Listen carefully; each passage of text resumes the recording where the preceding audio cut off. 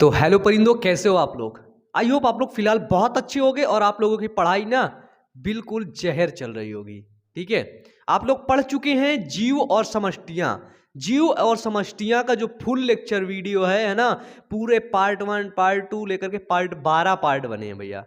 ठीक है, अब बिल्कुल मन लगा के पढ़ाए हो। देखो काफी बच्चे कह रहे थे ना कि अरे सर इतने लंबे पार्ट क्यों कर दिए हो।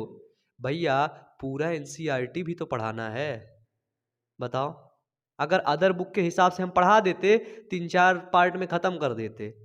फुल एनसीईआरटी भी पढ़ना चाहते हो अच्छे से, ज्यादा भी नहीं पढ़ना चाहते। वैसे भी यार मेरी क्लासेस बोरिंग थोड़ी ना होती हैं। होती है क्या? नहीं होती हैं। तो यदि आप अभी नए हैं, ठीक है, और आपने अभी तक जीव और समष्टियां के फुल वीडियो को नहीं देखा है, ठीक है, लेक्चर बाय लेक्चर, ठीक है, तो वो चैनल की प्लेलिस्ट पर अपलोड है।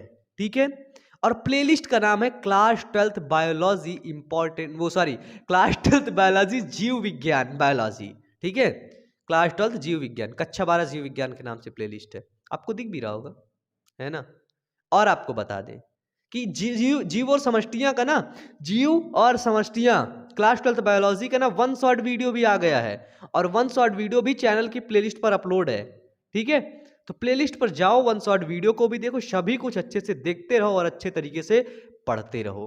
ठीक है, आज अपन लोग बात करने वाले हैं जीव और समष्टियां के इंपॉर्टेंट क्वेश्चन। मैंने आपको जीव और समष्टियां पढ़ाया, अब जाहिर सी बात है मैं उसके इंपॉर्टेंट क्वेश्चन कराऊंगा। ठीक है, और ऐसे क्वेश्चन जिनकी उम्मीद रहती है बोर्ड एग्जाम में आने की।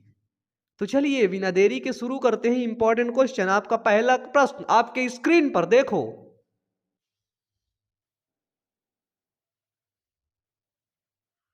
कहीं कुछ दिखाई नहीं दे रहा। अरे कंप्यूटर जी, क्या हुआ, खराब हो गई क्या स्क्रीन?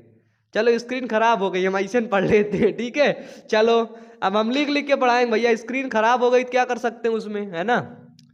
ठीक है, स्क्रीन खराब हो, नई स्क्रीन लगेगी तो फिर नई स्क्रीन देखा जाएगा तब तक। आज तो पढ़ने, आज की क्लास थोड़ी ना खराब करें, है ना। चलो देखो, पहला क्वेश्चन है कि जीव से बनता है समष्टि। क्या बनता है?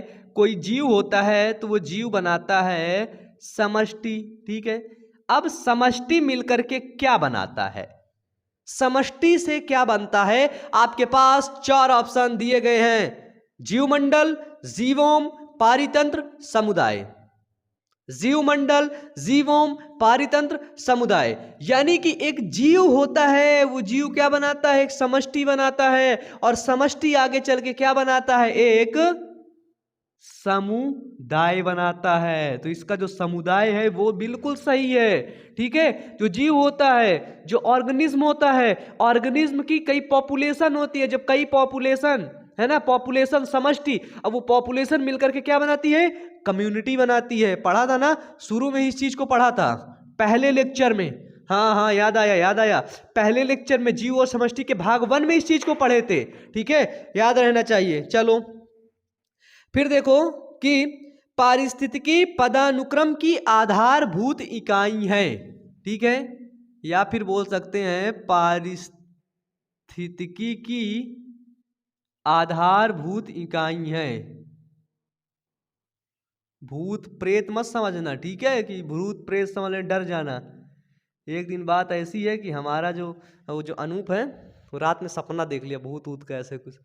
काफी सुबह डरा डरा फील हुआ सुबह उसके, मतलब चेहरे पे इतना पसीना मतलब बहुत ज्यादा डरा हुआ था।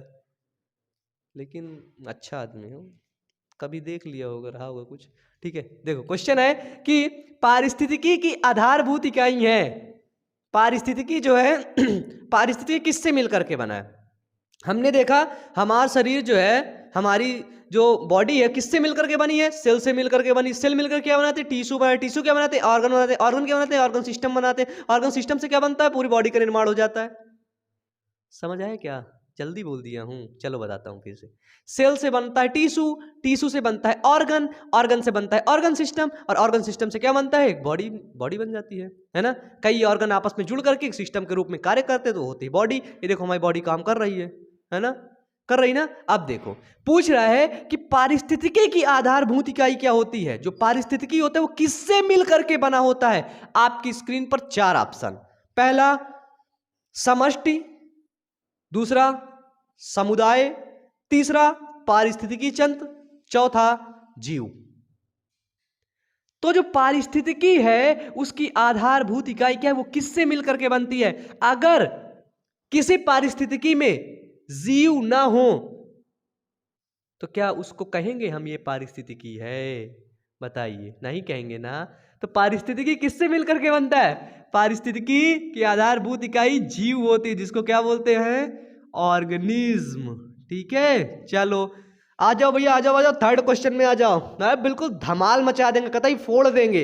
ये क्वेश्चन ना भड़काऊ क्वेश्चन है ना, बोर्ड एग्जाम में आ जाए पता नहीं चला कहाँ आए कहाँ नहीं, बस गलत करके चले जाए। ठीक है, यहाँ पे सही करके चलो। चलो, रेगिस्तान, वर्षावन, टुंड्रा आदि में से किसके उदाहरण हैं? ठीक है, देखिए जो रेगिस्तान है, रेगिस्तान, फिर आया वर्षावन, फिर क्या आया बच्चे? टुंड्रा। ये क्या है?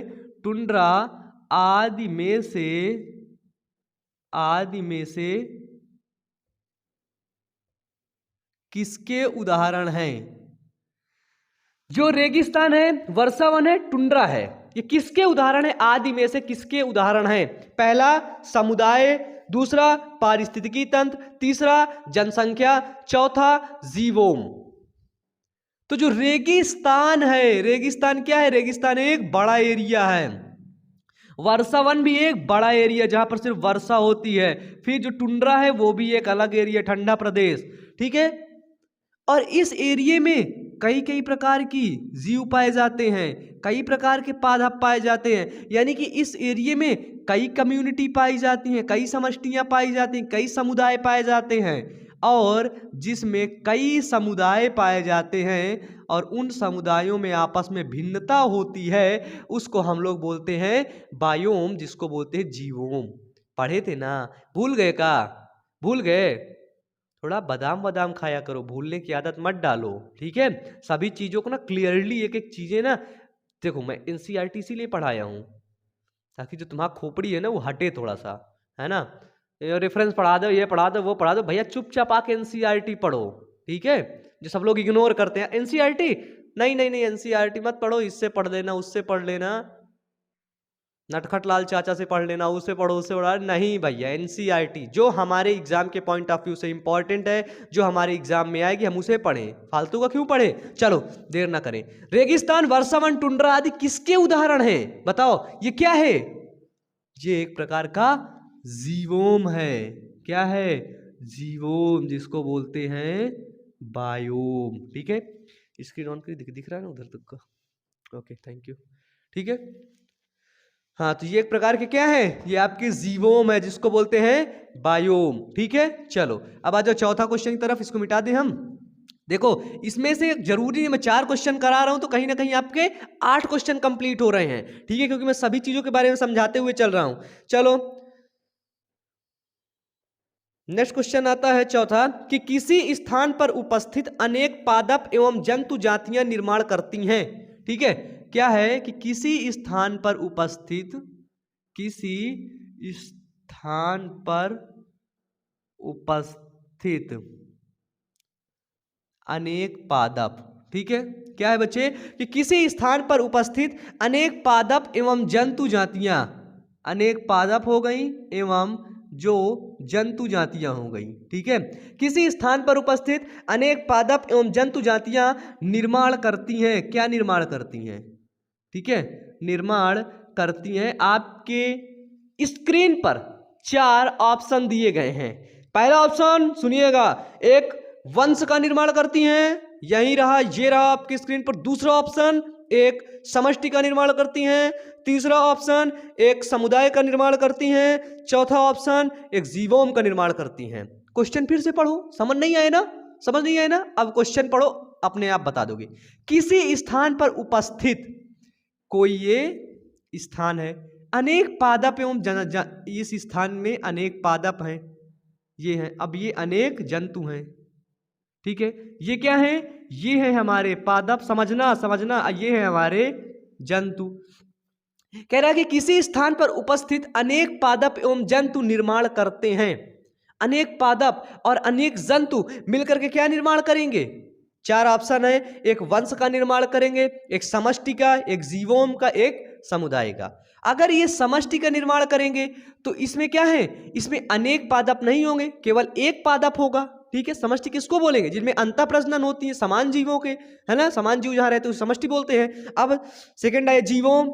जीवोम मतलब उसके अंदर सब चीजें पाई जाएं, पूरा पर्यावरण हो, कई मतलब समुदाय मिलकर जीवोम बनाते हैं। फिर ये क्या होंगी, इसमें अनेक पादप भी पाए जाते हैं, अनेक जंतु भी पाए जाते हैं। मतलब ये क्या बनाता है, ये हमारा बनाता है कम्युनिटी। क्या बनाता है? समुदाय। बिल्कुल सही सुने। ठीक है, ये बनाता है हमारा समुदाय, या फिर इसको बोलते हैं कम्युनिटी। ठीक है, ठीक है, ये हुआ कम्युनिटी। चलो अब आते हैं नेक्स्ट क्वेश्चन की तरफ। नेक्स्ट क्वेश्चन अब अपन को देखना पड़ेगा किधर है ना। चलो अब ये बहुत प्यारा सा क्वेश्चन है, बहुत प्यारा सा क्वेश्चन कि जीवोम किससे मिलकर बनता है ना। इसके ऑप्शन देखना, कतई जाहिर है। ठीक है, जीवोम किससे मिलकर बनता है यार, मतलब एमसीक्यू करने में ना मजा आ जाए।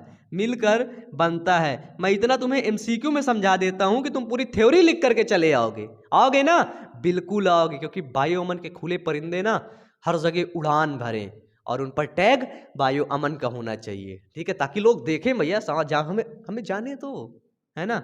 और आगे बढ़ने से पहले बता दें कि हमारा एक सेकंड चैनल है, उस चैनल का नाम है वायु अमन मोटिवेशन। ठीक है, उस चैनल पर बहुत ढेर सारे हम मोटिवेशनल वीडियोस को लेकर के आते हैं और बहुत ऐसा कुछ कंटेंट लेकर के आते हैं जो आप लोगों के लिए इंफॉर्मेटिव है। ठीक है, तो उस चैनल पर जा करके यदि अब कभी भी ना मोटिवेशन शब्द आए ना, सिर्फ और सिर्फ वायु अमन मोटिवेशन, ठीक है ना, और कोई नहीं आना चाहिए। चलो, जीवोम किससे मिलकर बनता है, जीवोम के अंदर कौन होते हैं?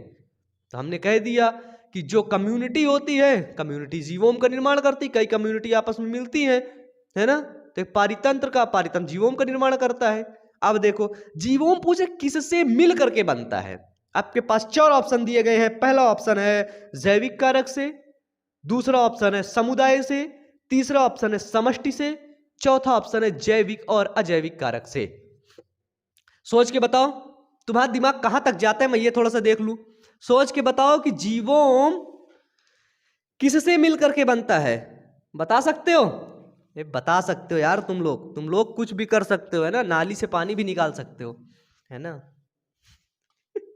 तो देखो जीवोम, जीवोम के अंतर्गत क्या पाया जाता है? जीवोम के अंतर्गत जल भी पाया जाता है, मृदा भी होती है, मिट्टी भी होती है, वहां का तापमान भी होता है ना। इसके बाद जीवोम के अंदर क्या पाया? जीव भी पाया जाता है। यानी कि जीवोम जैविक और अजैविक कारक से मिलकर के बनता है। किससे? जैविक और अजैविक कारक से। ठीक है, जीवोम किससे मिलकर के बनता है बच्चे? तो जीवोम जैविक और अजैविक कारक से मिलकर के बनता है। क्या? जीवोम। ठीक है, चलिए अब एक बहुत अच्छा सा क्वेश्चन है, ये हमेशा याद रखना। ठीक है, वो कंपनी है तो सुन भी रखे होगे तुम लोग। निम्न में से किसे पृथ्वी का फेफड़ा कहा जाता है? पृथ्वी का फेफड़ा, निम्न में से किसे पृथ्वी का फेफड़ा कहा जाता है? नंबर 1 आर्किड टुंड्रा को, है ना। फिर आर्किड अंटार्कटिक टुंड्रा हो गए। फिर उष्णकटिबंधीय वन को, जहां खूब वर्षा होती है ना, वहां पे बहुत अधिपादप पाए जाते हैं। अधिपादप क्या होते हैं? जो खूब वर्षा होती है, पेड़ लंबे हो जाते हैं। जब पेड़ लंबे हो गए तो नीचे वाले पौधों को धूप नहीं मिलती, तो नीचे वाले पौधे धूप सेकने के लिए वो ऊपर चढ़ाते हैं, और ऊपर उन पौधों के ऊपर ऐसे रहते हैं, उनको बोलते हैं अधिपादप। ठीक है, फिर सी ऑप्शन है शीतोष्ण, चौथा है अमेज़न। तो जो याद रखना हमेशा हर जगह काम आने वाला ये प्रश्न है कि पृथ्वी के फेफड़ा किसे कहा जाता है? पृथ्वी का फेफड़ा अमेज़न जंगल को कहा जाता है। ठीक है, बहुत बड़ा जंगल है और अमेज़न जंगल में ना बहुत जीवों की विविधता पाई जाती है, बहुत जीवों की, बहुत पौधों की। ठीक है, बहुत पादप की विविधता, बहुत जीवों की विविधता अमेज़न जंगल में पाई जाती है। और अमेज़न जंगल ना पूरे पृथ्वी का फेफड़ा कहलाता है। सोचो अगर आज की डेट में अमेज़न जंगल हटा दिया जाए पृथ्वी में सॉरी, तो पृथ्वी में ऑक्सीजन की पूर्ति कहाँ से होगी, है ना। आज देख रहे हैं आप लोग कि लगातार जंगलें कट रही हैं, लोग काटने में लगे। पता नहीं लोगों की मेंटालिटी क्या है ना। लोग पेड़ नहीं लगा रहे हैं लेकिन फिर भी उन्हें शुद्ध हवा चाहिए, है ना।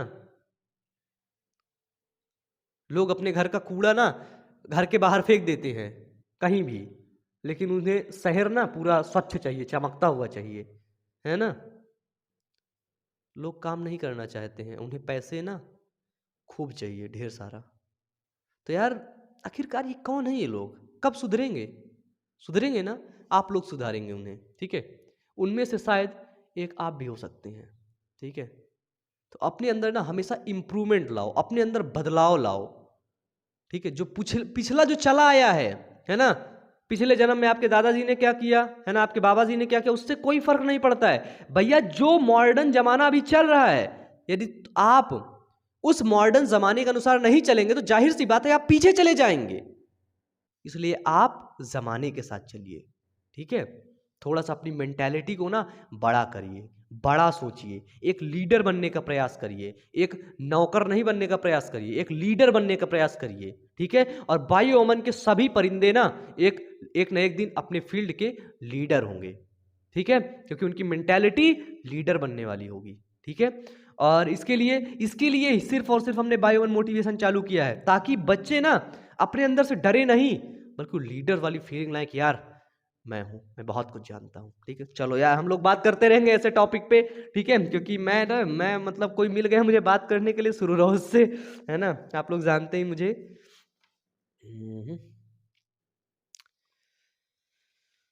और देखिए एक्चुअली बात ये देखिए, मैं क्वेश्चन तो बहुत ढेर सारे लेकर के आया हूं, लेकिन ये जितने भी क्वेश्चन है ना मैं इनके यहाँ नहीं करवा पाऊंगा, मुझे पता है, ठीक है।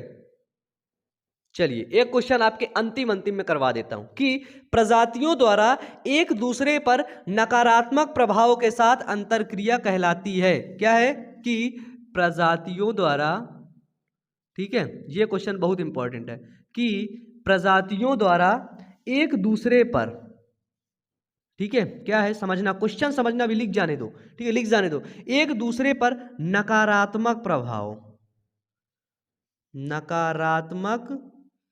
प्रभाव के साथ अंतरक्रिया कहलाती है। अंतरक्रिया कहलाती है।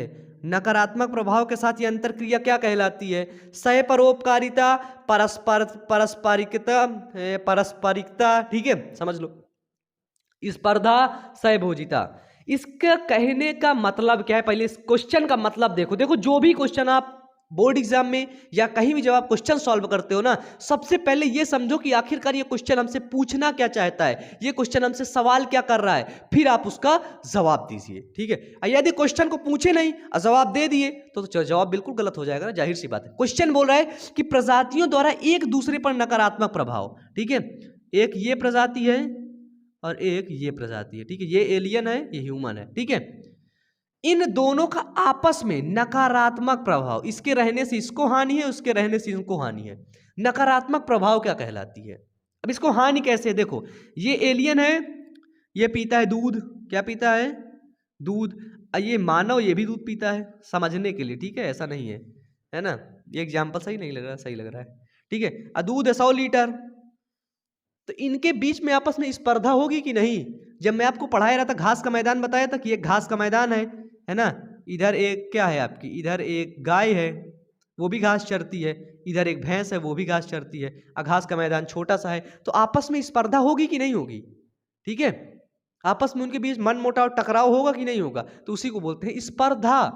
क्या बोलते हैं बच्चे? स्पर्धा, ठीक है। तो क्या होता है? प्रजातियों द्वारा एक दूसरे पर आपस में नकारात्मक प्रभाव को ही स्पर्धा बोला जाता है, ठीक है।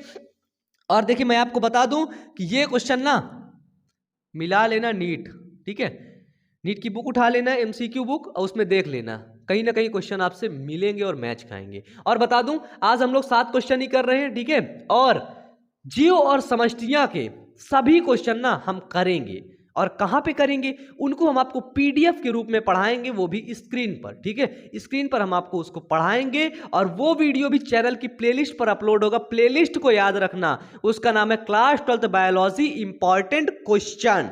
ठीक है, उस प्लेलिस्ट को याद रखना, उसी प्लेलिस्ट पर वीडियो अपलोड किया जाएगा। और हाँ, वीडियो को लाइक करके चैनल को सब्सक्राइब करने के साथ ही ना बेल आइकन को भी दबा लो।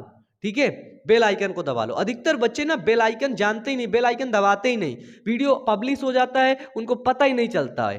ठीक है, तो आप बेल आइकन को ना प्रेस कर लो, उसको दबाओ दबाओ, तेजी से दबा लो।